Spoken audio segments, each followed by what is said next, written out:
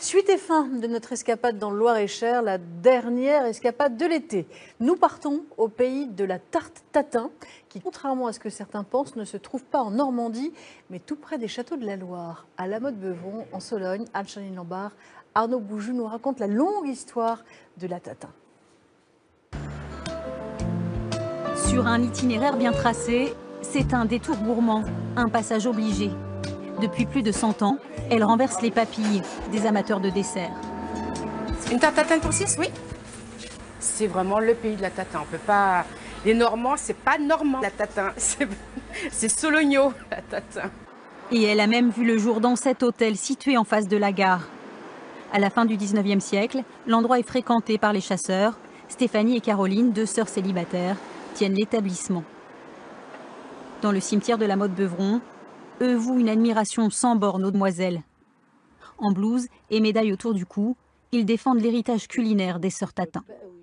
Ces demoiselles, en quelque sorte, ont laissé un grand souvenir.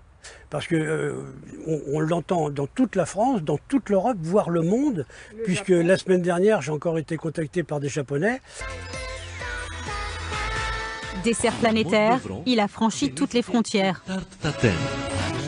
Avec plus ou moins de réussite à l'arrivée. La tarte tatin est aujourd'hui inscrite au patrimoine immatériel de l'UNESCO. Chacun a sa technique.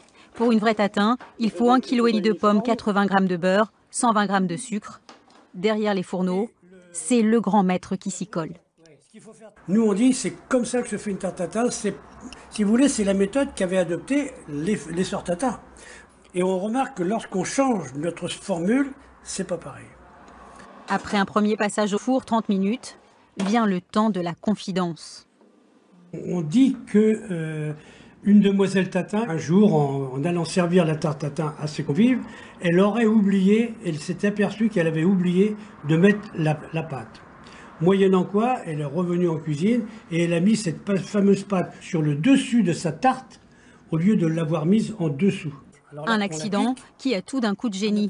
Les chasseurs présents ce jour-là au restaurant vont adorer. L'erreur culinaire va entrer dans la carte et même chez Maxime à Paris. Après avoir recouvert la tarte d'une pâte brisée comme pour réparer l'oubli, retour au four 30 minutes.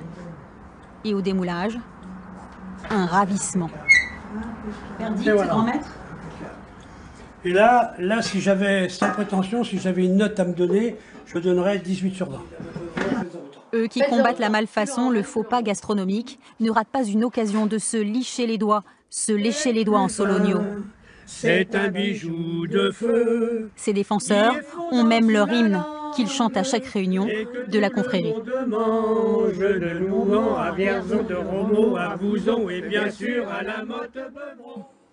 Gros plan ce soir sur un